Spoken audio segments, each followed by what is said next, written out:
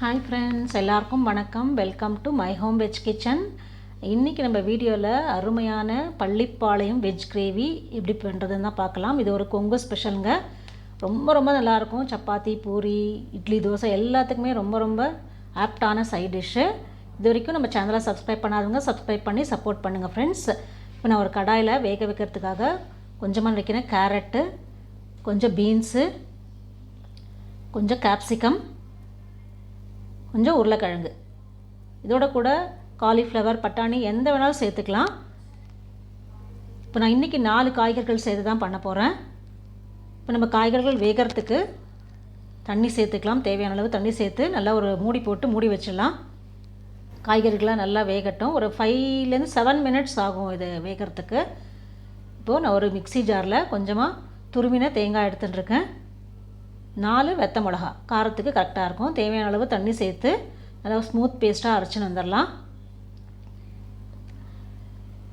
இப்போ நம்ம வேக வச்ச காய்கறிகள் எல்லாம் நல்லா வெந்திருக்கு.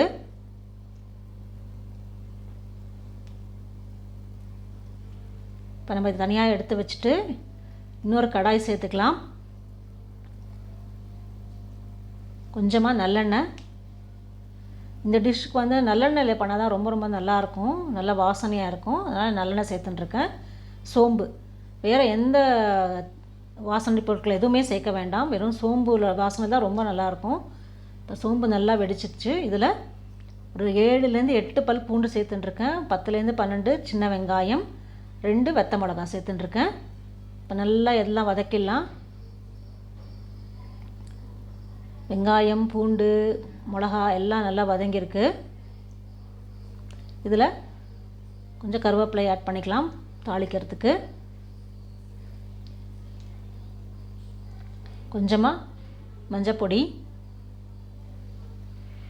தேவையான அளவு மிளகாய்த்தூள். நம்ம ஏற்கனவே மிளகா சேர்த்து தான் அரைச்சிருக்கோம் தேங்காய். அதில் கொஞ்சமாக மிளகா பொடி சேர்த்துக்கலாம். இப்போ இதெல்லாம் நல்லா பச்சை வாசனை போக நல்லா வதக்கிடலாம். இதில் நம்ம வேக வச்ச காய்கறிகளும் சேர்த்துக்கலாம். நல்லா வெங்காயம், பூண்டோட நல்லா காய்கறிகள்லாம் எல்லாம் மிக்ஸ் பண்ணிவிட்டு இப்போ நம்ம அரைச்சின்னு வந்த தேங்காய், வெத்த மிளகாய் பேஸ்ட்டை சேர்த்துக்கலாம். இப்போ நல்லா எல்லாம் சேர்ந்து நல்லா கொதிக்கணும். கிரேவி நல்லா திக்காக இருக்குது. இதுக்கு நம்ம கொஞ்சமாக தண்ணி சேர்த்துக்கலாம். மிக்ஸி ஜாரில் இருக்கிற தண்ணியே போதும். தேவையான அளவு உப்பு, எல்லாமே நல்லா மிக்ஸ் பண்ணி விட்டுட்டு ஒரு மூடி போட்டு மூடி வச்சிடலாம். இது நல்லா 5 to 7 minutes வரைக்கும் நல்லா கொதிக்கட்டும்.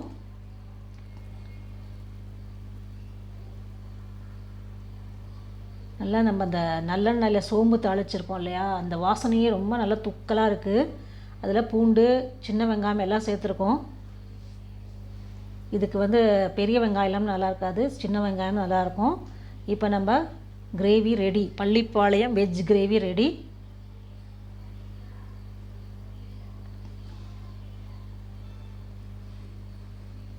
இதோட கடைசியாக நான் கொஞ்சோண்டு நல்லெண்ணெய் ஆட் பண்ணிக்கிறேன்.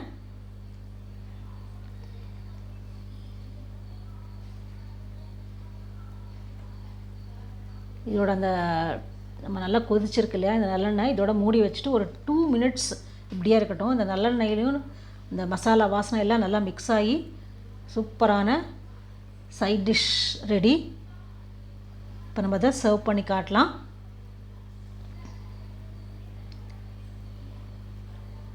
Pallipalayam veg gravy ready. நீங்களும் ட்ரை பண்ணி பாருங்கள் ஃப்ரெண்ட்ஸ். உங்களுக்கு ரொம்ப ரொம்ப பிடிக்கும் இந்த டிஷ்ஷு. பண்ணி பார்த்துட்டு கமெண்ட்ஸை போஸ்ட் பண்ணுங்கள். நம்ம மை ஹோம் வெஜ் கிச்சனை இது வரைக்கும் சப்ஸ்கிரைப் பண்ணாதவங்க சப்ஸ்கிரைப் பண்ணி சப்போர்ட் பண்ணுங்கள் ஃப்ரெண்ட்ஸ். வேறு ஒரு இன்ட்ரெஸ்டிங்கான ரெசிபியில் பார்க்கலாம். Thank you friends.